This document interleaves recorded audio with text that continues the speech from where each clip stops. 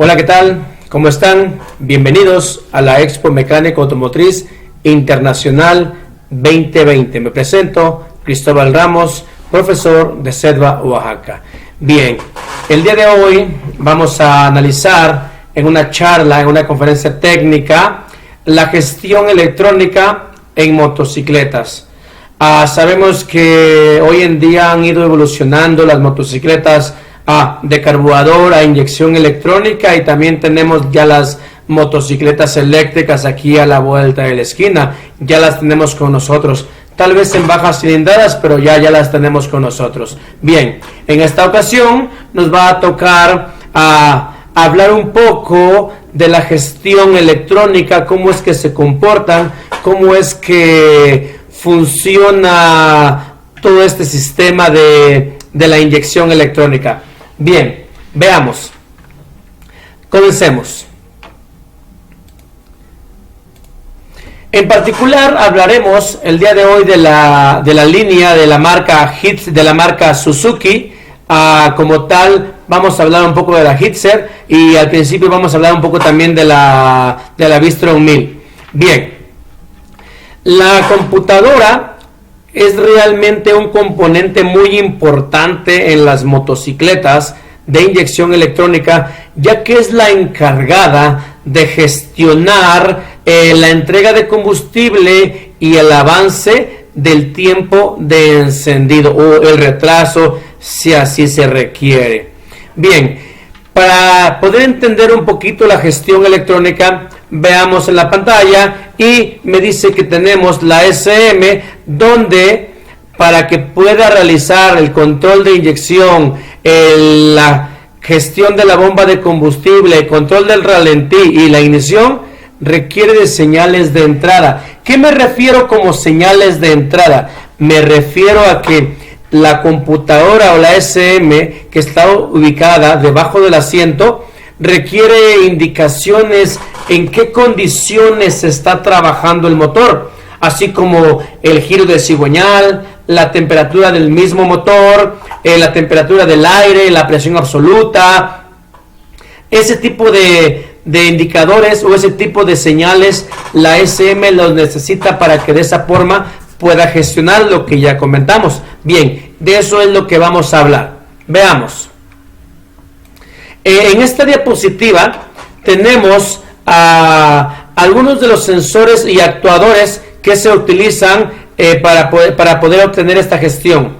Sensor CKP, el sensor IAT, el IAP, el TPS, LT, son algunos de los sensores que se requieren para poder activar a lo que son los actuadores como el inyector, bobina de encendido, bomba de combustible y la válvula de marcha mínima. Son los actuadores. También vemos por aquí que está el sensor de vuelco. El sensor de vuelco vamos a verlo más adelante, que realmente no es una determinante que me modifica la mezcla o el tiempo, solamente es una señal para una condición habilitante. Más adelante la vamos a ver.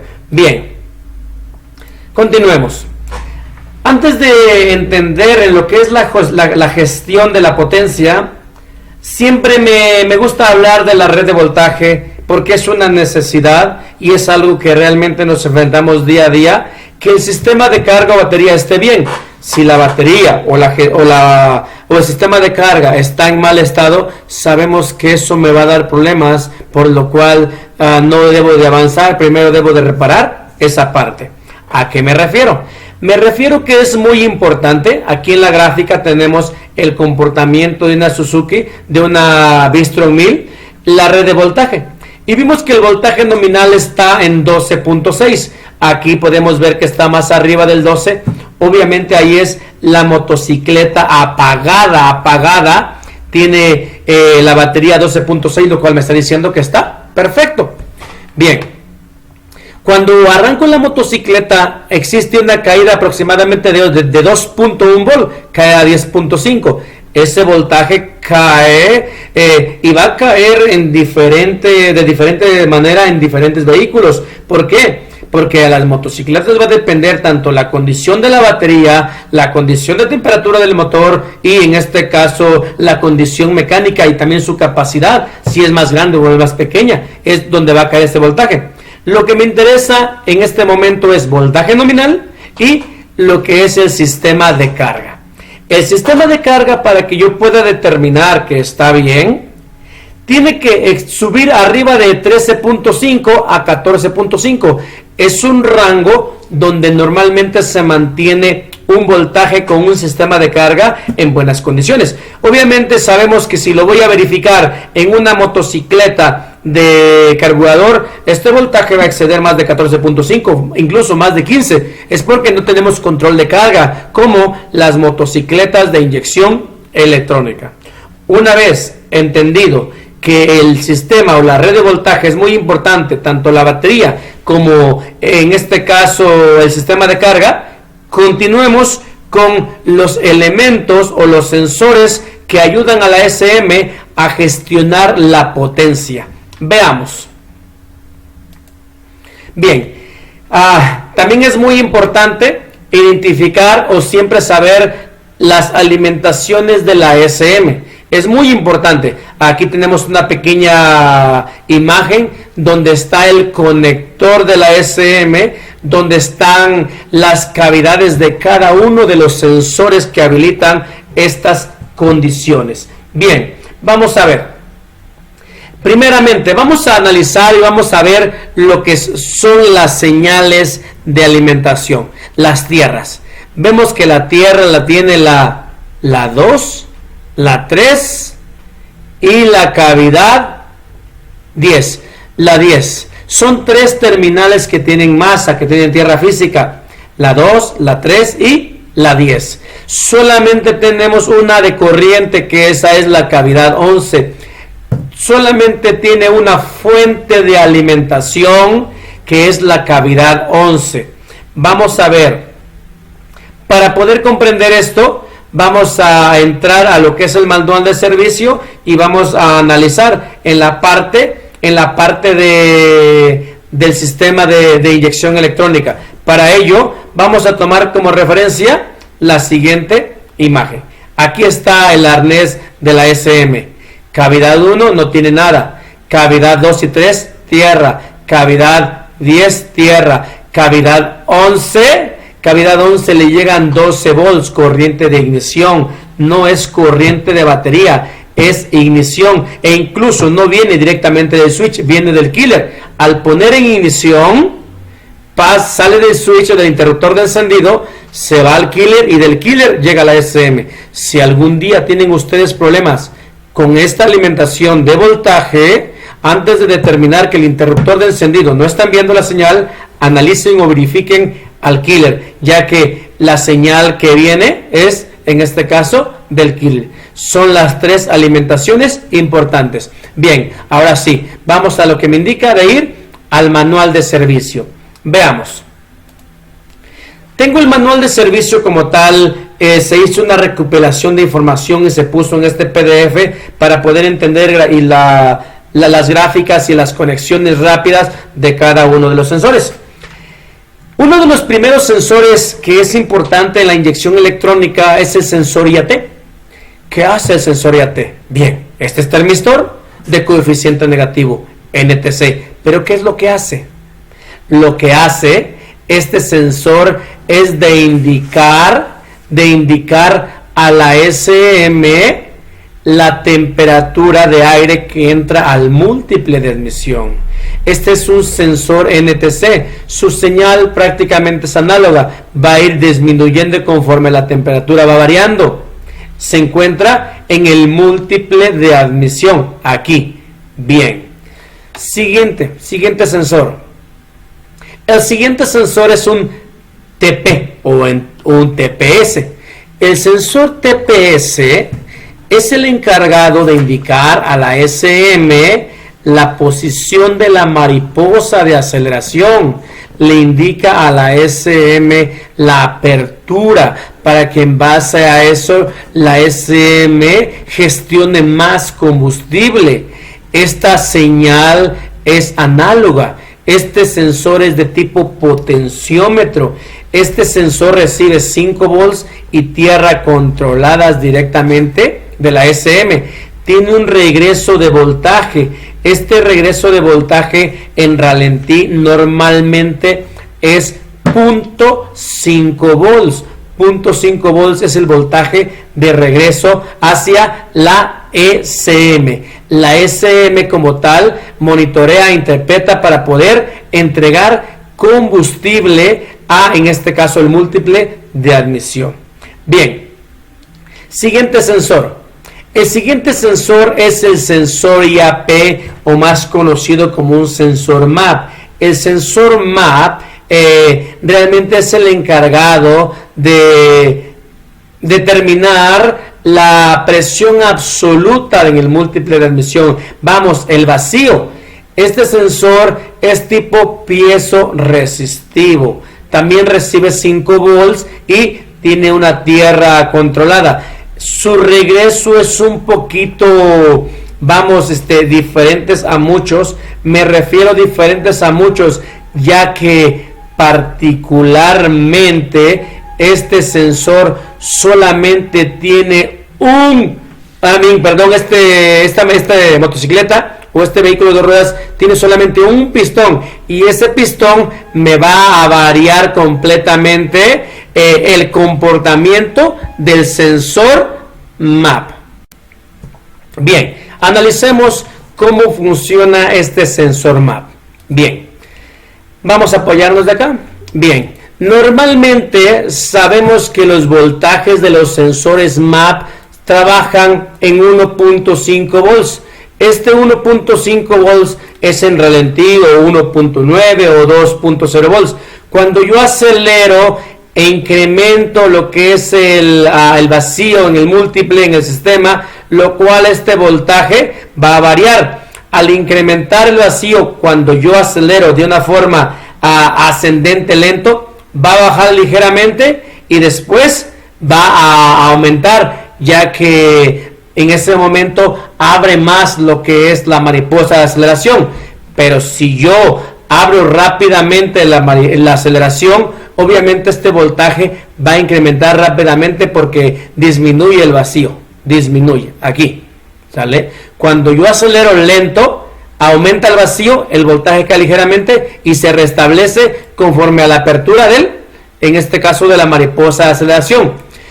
Así es como trabajan las señales si yo lo grafico con un osciloscopio, más este sensor, recuerden lo que comenté, solamente cuenta con un pistón, el vehículo en una Hitzer 150 monocilíndrica, por lo cual la señal va a tener un comportamiento de esta forma, tipo sinusoidal, de esta forma, pero no es que sea un milivoltaje sinusoidal o no es que sea una señal de corriente alterna, no, porque esta está por encima de los 0 volts, está por encima, pero está variando como si fuese una señal de un sensor de oxígeno.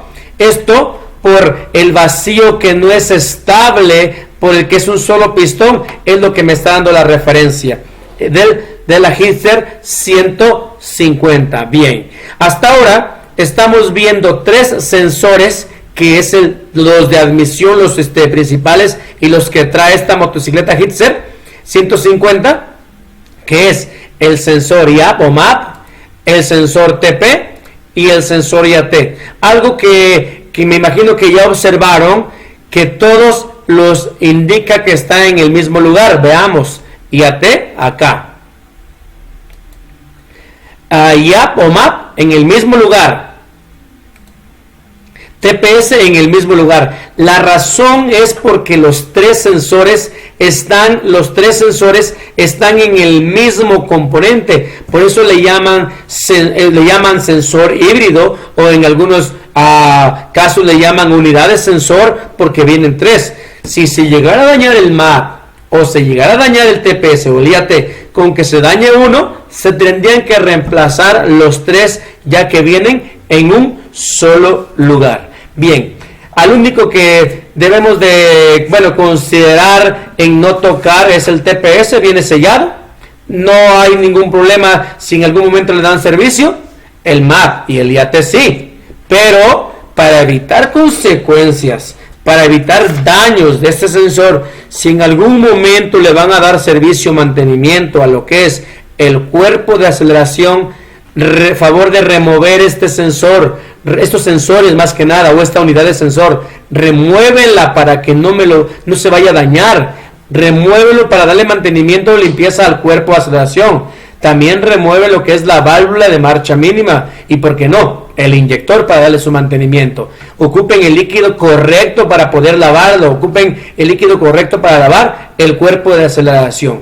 Bien, esos son los 3 sensores que abarcan, en este caso, al sistema de admisión. Son los que gestionan o los que indican a la SM condición de temperatura, condición de vacío y posición de mariposa de aceleración.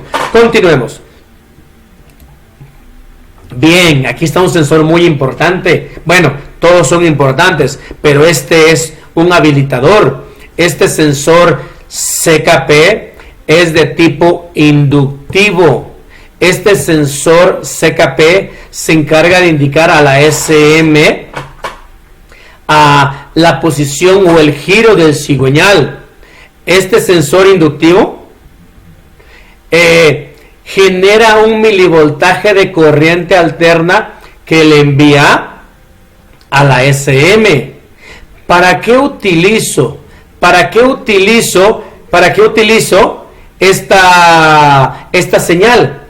Esta señal realmente la utiliza la SM para activar a la inyección de combustible. La utiliza también para activar la chispa. Veamos, retrocedamos un poquito en las diapositivas. Aquí como tal no vemos ninguno de los sensores que ya hemos analizado. Aquí ya vemos uno, y que es el sensor híbrido, el TPS, junto con el IAT y el MAP. Aquí están con una conexión de 1, 2, 3, 4, 5 cables. Bien, vamos a buscar el CKP. Aquí está el CKP.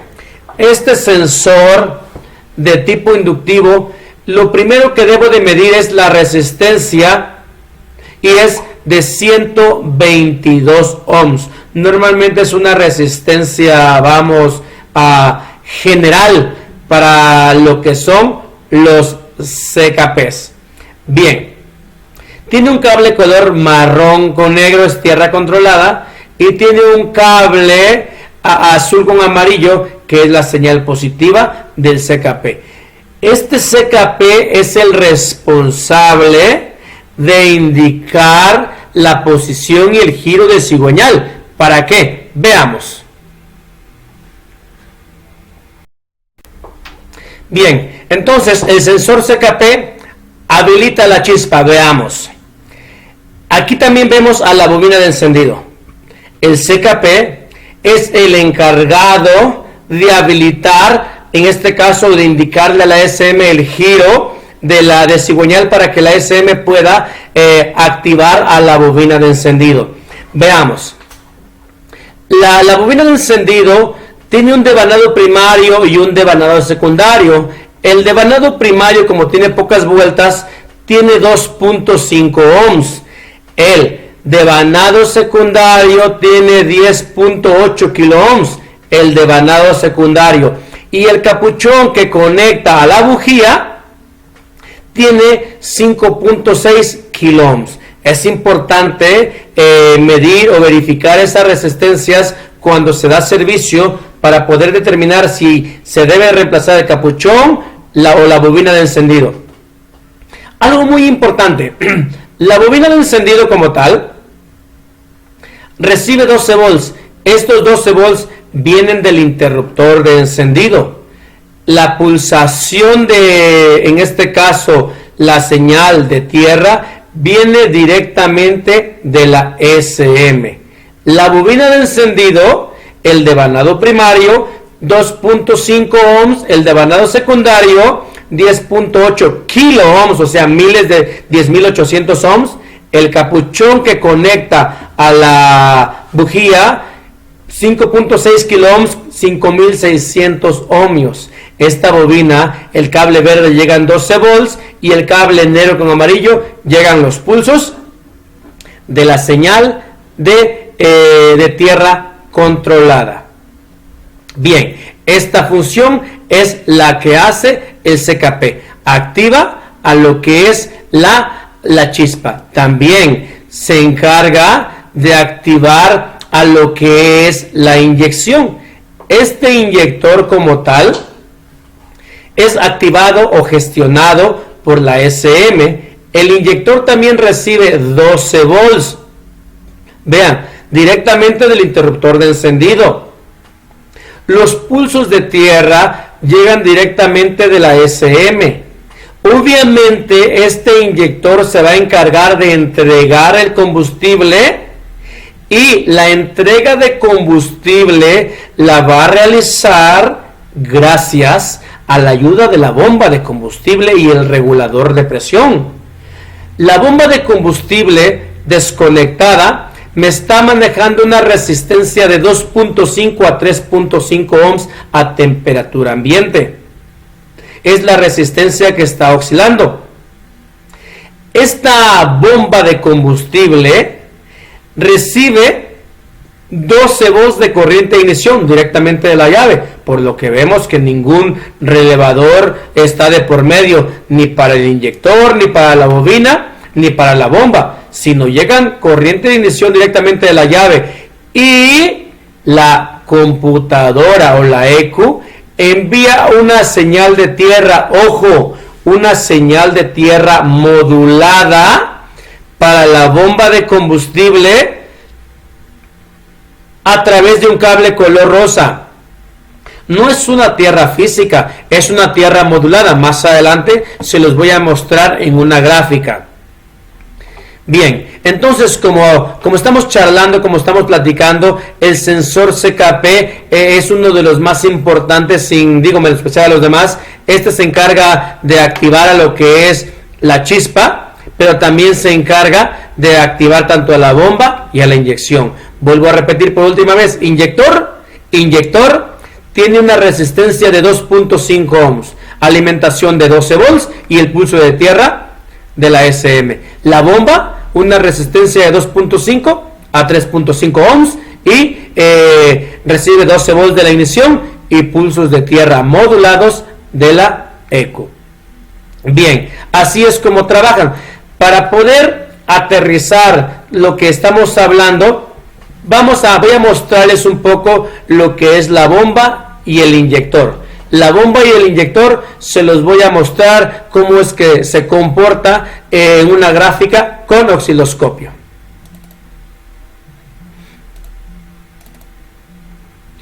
Bien, veamos. Aquí está realmente el pulso del inyector.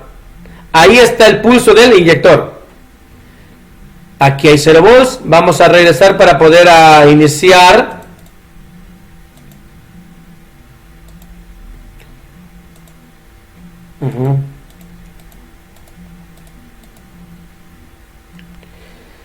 Aquí está en 0 volts. Aquí vamos a graficar a la bomba y aquí vamos a graficar al inyector. Aquí el inyector se está manejando por medio de este voltaje. Aquí están ambas señales. Vean, 12 volts en la bomba. ¿Qué significa? Que la SM no ha enviado su tierra. Y el inyector también tengo 12 volts. Ninguno de los dos está activado. Ambos están apagados.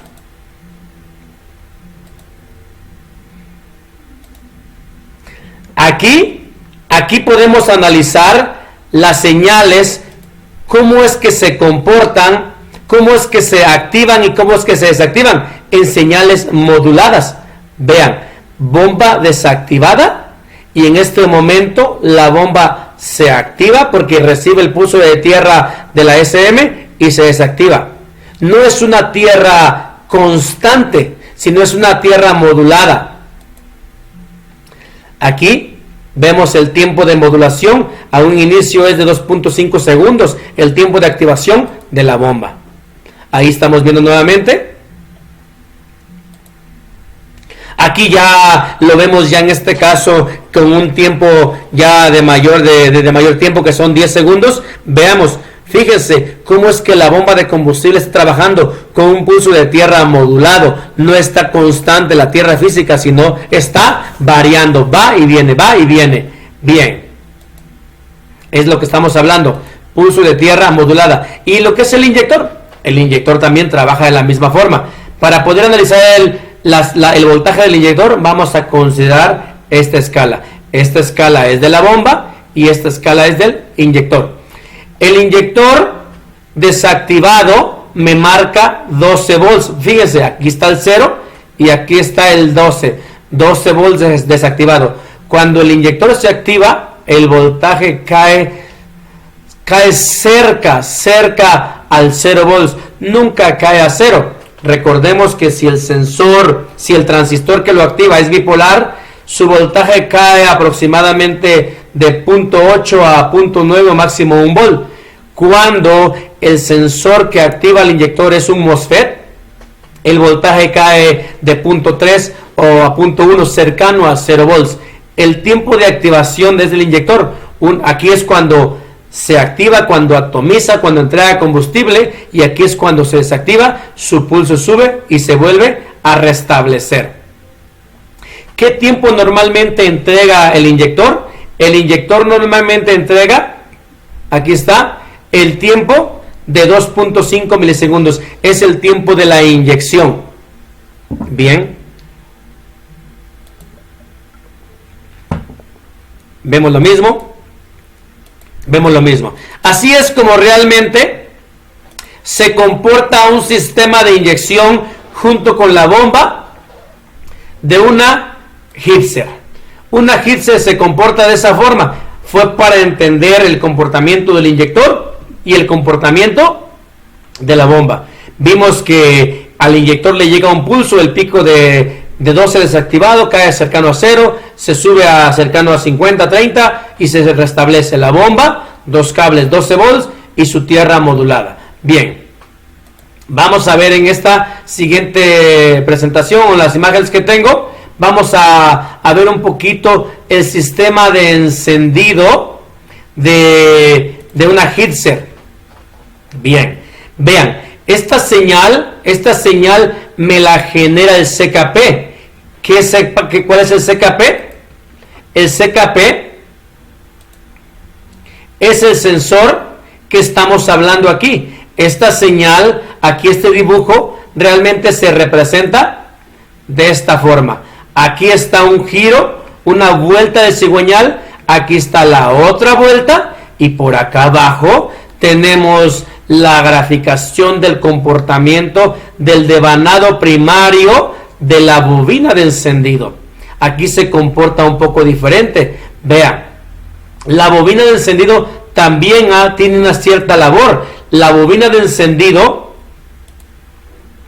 también realiza la función de la entrega de la chispa, que es esta, gracias a la señal del CKP. Este es CKP y esta bobina de encendido graficando el devanado primario. El osciloscopio se encuentra conectado a este cable y a este cable. Veamos nuevamente. Aquí está la señal del sensor CKP y aquí está la señal del devanado primario de la bobina de encendido. Veamos. Esta señal es muy importante entenderla. Un giro de cigüeñal, dos giros de cigüeñal. Sabemos que para que se pueda completar el ciclo Otto se requieren dos giros. Aquí está, una vuelta, dos vueltas y solamente tengo una chispa. Aquí ya no tenemos la chispa perdida que teníamos antes acá. La chispa perdida desaparece. La chispa perdida ya no está. Ahora la chispa va a aparecer cuando se le requiera, en la fase en este caso correcta para poder tener un rendimiento de mi motocicleta. Vamos a continuar. Vean, aquí está también. Aquí está. Ahora, ¿qué tiempo tarda en dar las dos vueltas El motor en ralentí aproximadamente 77.67 milisegundos, casi 80 milisegundos. Es el tiempo de los dos giros para que se complete o en este caso se cumpla el ciclo Otto y tengo una sola chispa. Vean, ahí está. Aquí estamos viendo un análisis diferente. Aquí es el devanado primario ya solo, ya borramos lo que es el CKP. Veamos, bobina desactivada. Y aquí la bobina se satura y el voltaje va subiendo. Aquí la bobina descarga y el tiempo de quema está aquí y el sobrante está en esta parte. Vamos a analizar, veamos. El tiempo de quema realmente va a aparecer cuando esta descarga. El tiempo de quema aparece de aquí a aquí, de aquí a aquí, que normalmente se lleva a cabo como en 1.2, en 1.5 milisegundos o menos. Cuando tengo demasiada resonancia en esta parte es porque no se está aprovechando la chispa de la bobina. Algo está pasando. Tal vez tenga problemas con el cable, el capuchón o la misma calibración de la bujía. Bien, veamos. Ahí está más claro. ¿En qué tiempo se realiza la quema? La quema se realiza en menos de 1 milisegundo. La quema o la chispa de aquí a aquí brinca en menos de 1 milisegundo. Aquí tengo estas gráficas o estas resonancias de una forma, decente. No tenemos problemas con la chispa, se está aprovechando. Ya que si tenemos demasiada frecuencia, demasiada interferencia en este punto, cuidado, tenemos un problema. Ahí está nuevamente. Aquí está nuevamente. Aunque en esta parte tenemos lo que es la graficación, pero ya del devanado secundario. Vean, aquí ya colocamos el osciloscopio, pero al cable de la bujía. Aquí el voltaje desciende, incrementa el tiempo de quema, pero realmente es lo mismo que estamos viendo en el devanado primario. Aquí estamos viendo el devanado secundario y es el comportamiento de la chispa, es el comportamiento de esto, de la señal del CKP, cómo activa en este caso a la chispa, y también ya lo vimos cómo activa a la inyección. Bien, aquí está la señal sola del CKP, la señal sola del CKP. Bien, como hemos visto, como ya vimos, este sensor CKP es bastante importante y es uno de los más fáciles de comprobar, ya que lo podemos comprobar con un multímetro. Claro, ya un poco más profesional se requiere con el osciloscopio para poder graficar su comportamiento. Lo primero que vamos a medir es la resistencia en este sensor. Su resistencia en particular de la SFFI es de 122 ohms. Si yo verifico con un multímetro el voltaje de referencia, más o menos me lo da como de 150 a 250 milivolts. Si lo verifico con un osciloscopio, obviamente al dar marcha es menos o cercano a 1 volt. Ya funcionando con el multímetro me da 1.2 volts, pero con el osciloscopio me puede dar hasta 8 volts o 10 volts. Bien, este sensor CKP, que ya se entendió con todo lo que hablamos: activación del combustible, tanto de la bomba como del inyector, y la activación de la chispa para la quema correspondiente. Siguiente sensor. El siguiente sensor es el sensor ET. Sabemos que esta motocicleta Hitzer SFI no es refrigerada por refrigerante, por líquido, sino por aire. Aún así tiene el sensor de temperatura aquí, vean, aquí está la cabeza del cilindro, aquí está el sensor de temperatura. Recibe su tierra controlada, sus 5 volts, en este caso es un termistor también, aquí está, es de coeficiente negativo.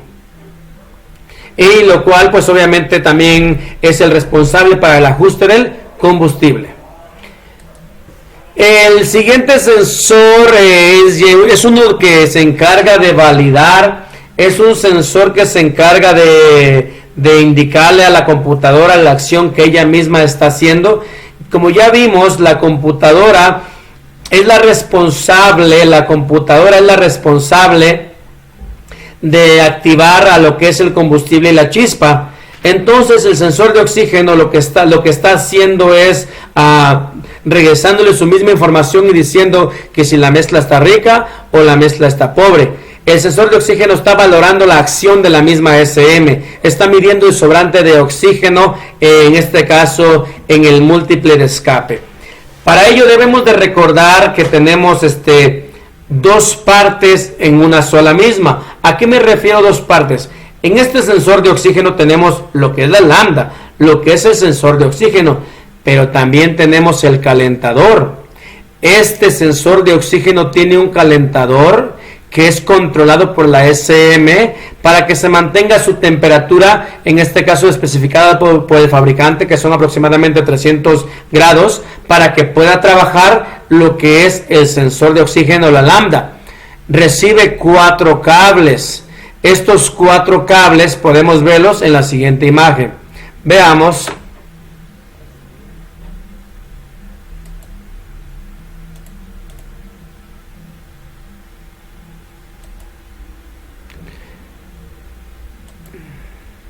Aquí está el sensor de oxígeno. El sensor de oxígeno recibe 12 volts. Un pulso de tierra, al igual, modulado para el calentador. Y tiene su tierra controlada, compartida con otros sensores provenientes de la SM, y la referencia de voltaje, la referencia de su señal o su comportamiento va hacia la SM. Bien, estos 4 cables vamos a entender cómo es que trabajan con la siguiente información. Bien, voy a apoyarme con las gráficas captadas con un osciloscopio. El canal 1 está calibrado a 20 volts, por lo cual me está indicando que vamos a graficar el calentador. En este caso el heater, el calentador para el sensor de oxígeno. El canal 2 está calibrado a 5 volts. Sabemos que el sensor de oxígeno maneja un voltaje de aproximadamente 0 a 1 volt. Eso se me va a representar en esta línea. Ahí está apagado. En este momento ponemos en encendido la motocicleta y lo que detecta mi canal primario, mi canal 1 en el calentador son 12 volts. 12 volts significan sensor de oxígeno inactivo. La computadora no está activando el calentador. Sin embargo, la señal de referencia, donde debemos de tener de 0 a 1 volt, sube a 4.3 volts. Veamos. Sigue sin activar. El voltaje se sigue manteniendo en 4.3. En este momento, la computadora, la SM, envía su pulso de tierra modulada. Su pulso de tierra modulada para poder calentar al sensor de oxígeno, y el sensor de oxígeno, la señal que la SM envió de 4.3 volts, ahora va bajando a 3.7. Conforme va calentando más el sensor de oxígeno, el voltaje en la referencia va bajando hasta que llegue a 1 volt. Una vez llegando a 1 volt, empieza a trabajar con su comportamiento, que tiene que ser de 0 a 1, 0 a 1, 0 a 1, donde me indica mezcla rica arriba de 450 milivolts, mezcla pobre abajo de 450 milivolts, lo cual va a estar oscilando todo el tiempo, siempre y cuando que la SM mantenga enviando los pulsos de tierra para poder mantener la temperatura estable del sensor de oxígeno. Como verán, realmente es muy importante reemplazar este sensor de oxígeno el día que se dañe por el sensor correcto, ya que este sensor de oxígeno como tal bueno, su funcionamiento es muy característico, que para que tengamos o evitemos problemas de daños a la SM debemos de respetar sus resistencias. La SM de la motocicleta Hitzer 150, la SFI, se encuentra bajo del asiento y la cual no es más grande que la mitad de este celular, que la mitad de un celular es la computadora, realmente es muy pequeña, por lo cual les invito a que respetemos las resistencias correctas del fabricante. Bien, bueno, esos son los sensores que se encargan de habilitar, los sensores que se encargan de habilitar a lo que es la gestión de potencia, en este caso del motor. Los sensores son, recuerden, bueno, el sensor de oxígeno también está incluido, lo que es el TPS, el MAP, el IAT, lo que es el inyector, bomba de combustible, válvula de marcha mínima, bobina de encendido y sensor CKP, incluso el sensor ST. Cada uno realiza una función, para poder completar o para poder gestionar lo que es la potencia de la motocicleta. Bien, el sensor de oxígeno ya lo analizamos también, cómo trabaja. Continuemos ahora con el sensor de vuelco o con el sensor TO.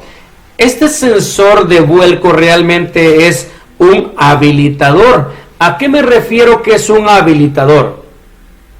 Si este sensor de vuelco no está conectado, simple y sencillamente la motocicleta no arranca. Simplemente y sencillamente la motocicleta no arranca. Bien, ¿por qué? Vamos a explicar. Cuando la motocicleta se encuentra en 90 grados o de una forma vertical, la referencia de voltaje me dice que tiene que ser, aquí está, de 0.5 volts. Estos 0.5 volts van a ayudar a que se pueda gestionar y pueda activarse la chispa y el combustible, siempre y cuando se mantenga a los 90 grados. Si la motocicleta se encuentra de forma horizontal, pues es porque se cayó, ¿verdad? Y en este caso está en el suelo a 0 grados.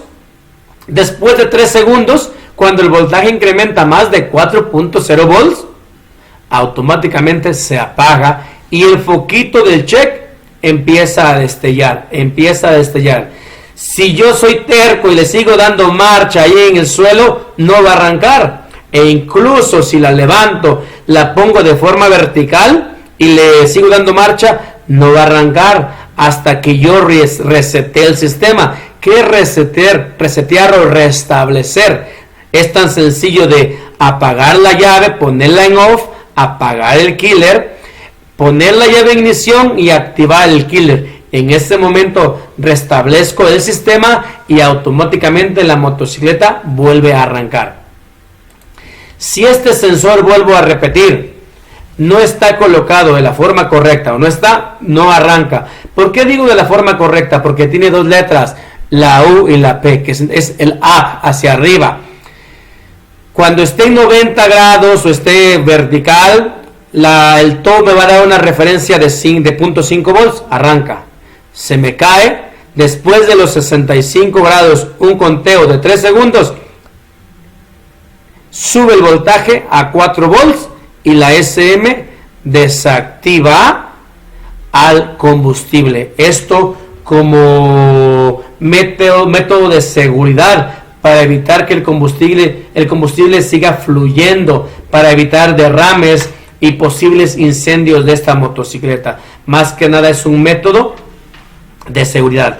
Ahora, ¿qué hacer si el sensor no está?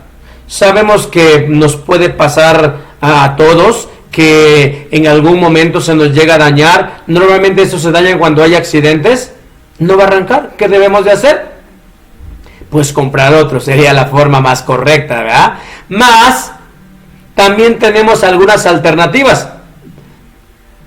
Diseñamos esta pequeña cajita muy simple, que no nos gastamos más de 100 pesos, un gabinete, tenemos dos sensores LEDs, una resistencia de 1 kilo cada uno y un potenciómetro y 1, 2, 3 cables. ¿Para qué me sirve? Sencillamente para lo siguiente. Voy a hacer un pequeño recuadro para poder explicar un poquito lo que es el funcionamiento de este componente. Aquí voy a colocar el arnés del sensor de vuelco o el TO.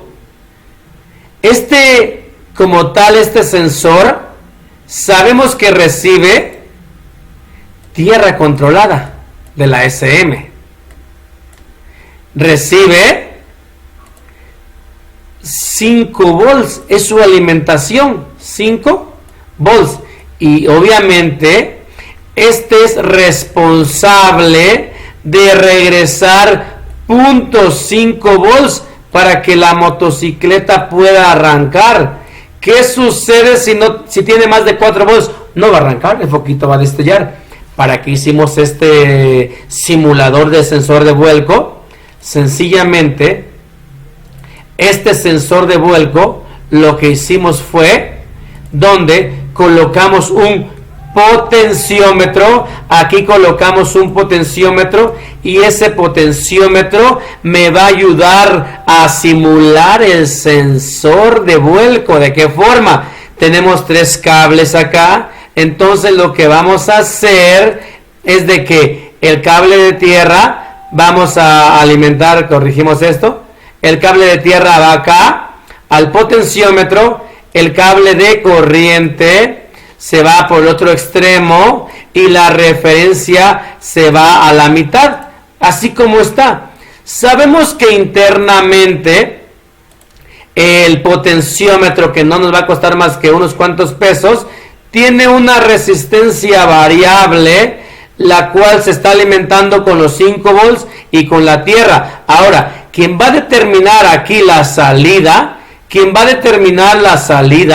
es la posición de este platino. Si este platino lo tengo acá, como los 5 volts están cercanos, va a salir cercano a 5 volts y la motocicleta no va a arrancar. ¿Qué voy a hacer? Voy a girar la perilla del potenciómetro,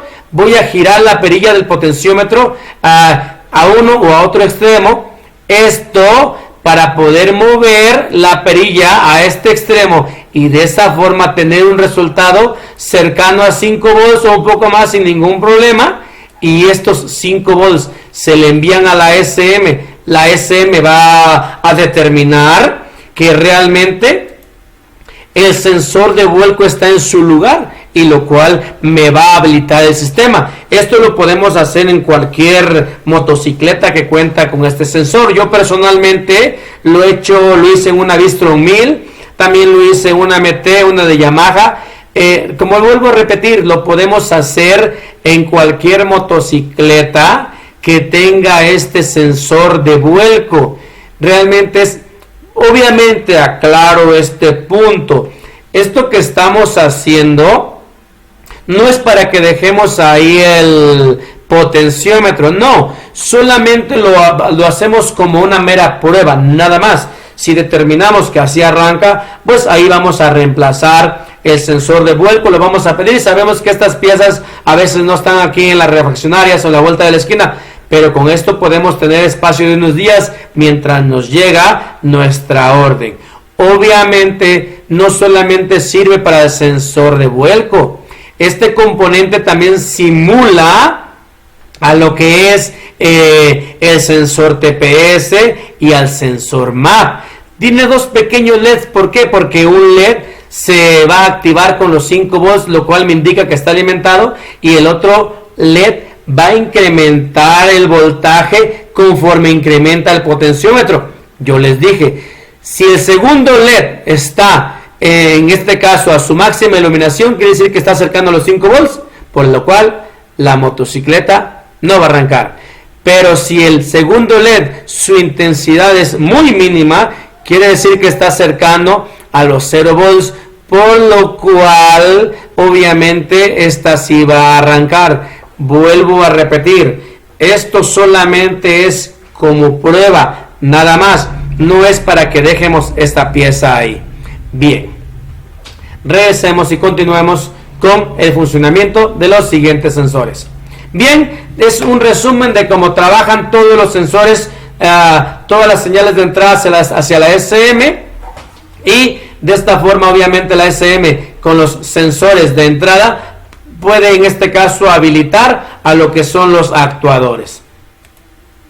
Aquí está la bomba de combustible que está en este caso en el tanque. Recordemos que esta bomba recibe tierra modulada.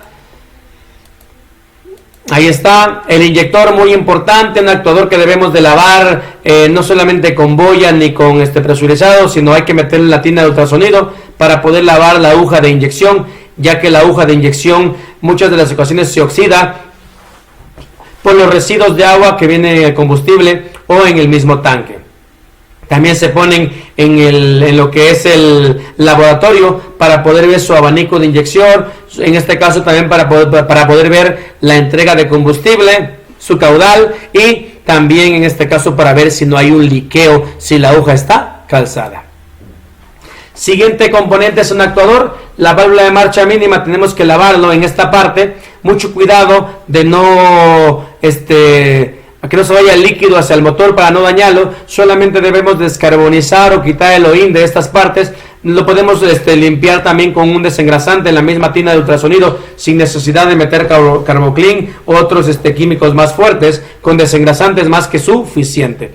Esta cuenta con 4 cables, los cuales está indicando aquí, y su comprobación. Recuerden que ese es un motor a pasos. Es un motor a pasos. Bien, continuemos. Ahí está el arnés de la SM, la posición de cada una de las cavidades. Mucho cuidado de meter en este caso el mismo dedo en el arnés, en el conector de la computadora, ya que es tan pequeña, la corriente estática puede dañar los elementos.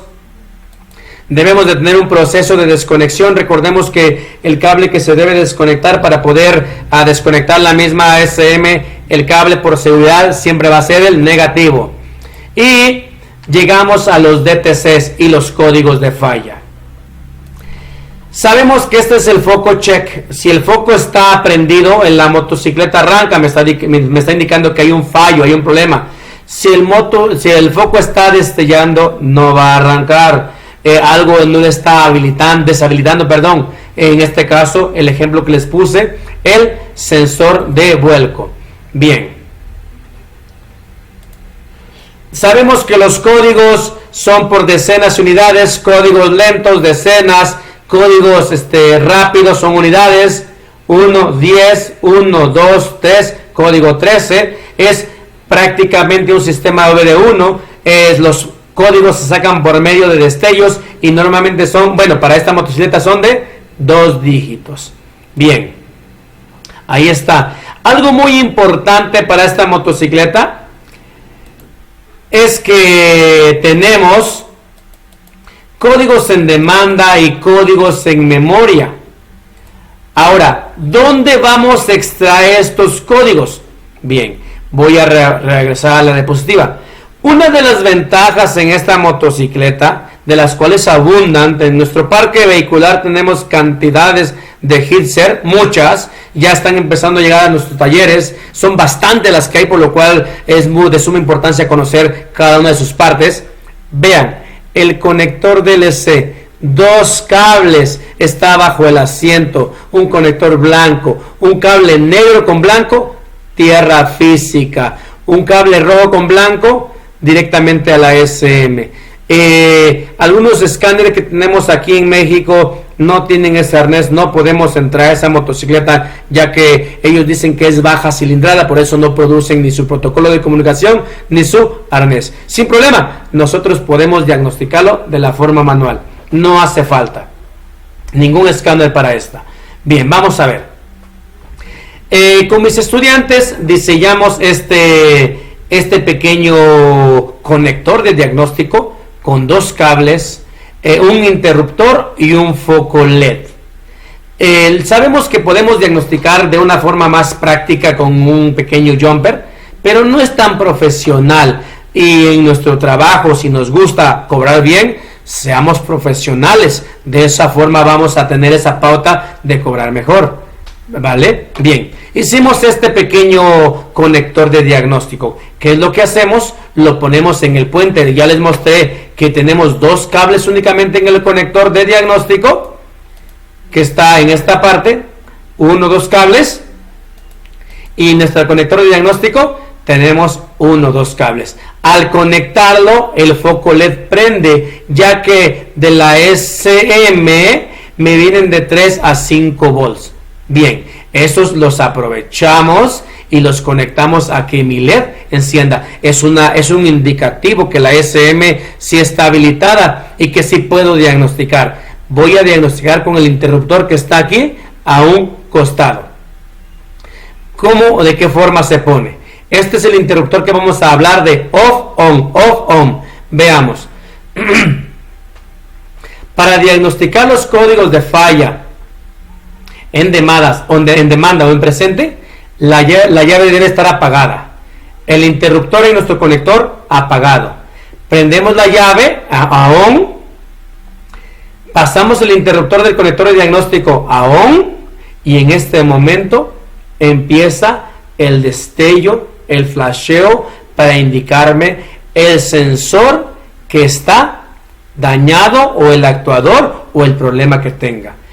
Una vez ya resuelto el problema, ¿cómo borro los códigos presentes? Tan sencillo que es ya desconectar el interruptor de diagnóstico, quitarlo, poner la llave en ignición, arrancar el vehículo, y de 2 ruedas en este caso, en marcha mínima por 5 segundos. Después apagarlo y repetir el proceso 3 ciclos o 3 veces. ¿A qué se refiere? Prender a la llave, arrancar motocicleta, esperarse 5 segundos, apagar motocicleta y repetirlo otra vez. Cuando se cumplen los 3 procesos, códigos en demanda borrados. Bien, ¿cómo voy a leer los códigos en memoria, los pasados, los que se van almacenando? Bien, para eso vamos a meter un componente más, que es el acelerador de la motocicleta. Veamos, interruptor de llave apagado, interruptor de conector de diagnóstico apagado. Prendo el interruptor en el conector de diagnóstico, el LED se va a apagar, acelero al fondo, y una vez que acelera al fondo, ahí lo dejo.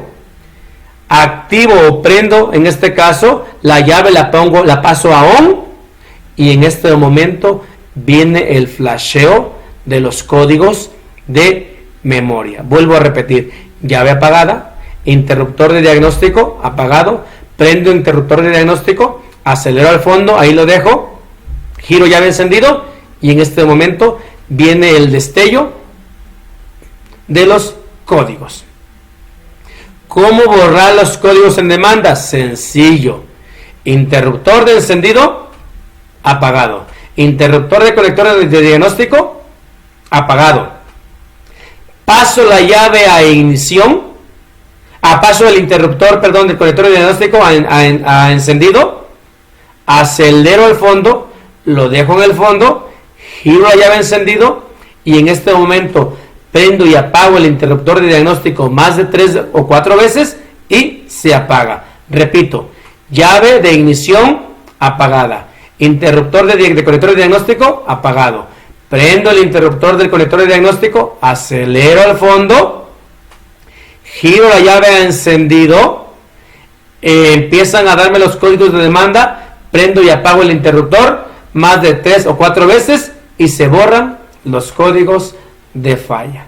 Esta forma tan fácil y tan sencilla, borramos los códigos de falla en este caso de memoria, de una motocicleta Gitzer. Bien, caballeros, hasta ahora estamos avanzando. Espero les haya agradado esta charla, esta conferencia. Es una motocicleta muy pequeña, pero es una que tiene mucha demanda porque la tenemos aquí a la vuelta de la esquina, la tenemos en nuestro parque vehicular.